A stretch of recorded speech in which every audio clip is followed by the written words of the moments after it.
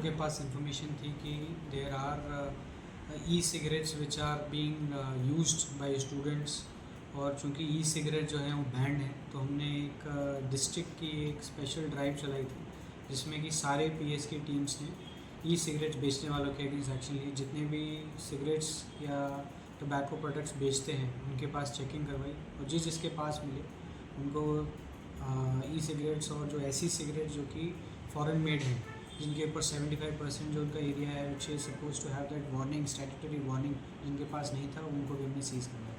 तो ऐसे around 5 major cases हमने किए हैं, 2 मडगांव टाउन पुलिस स्टेशन में, एक वास्को में, एक फोंडा में, और बाकी पुलिस स्टेशन के जुरिस्डिक्शन में जहां हमें बहुत ही माइनस्कूल क्वांटिटी में मिला है उनके ऊपर हमने प्रिवेंटिव एक्शन किया। कितना टोटल कितने का आपने अरेस्ट किया होगा e cigarettes? E cigarettes? Total quantity I am not sure but I will give you the data.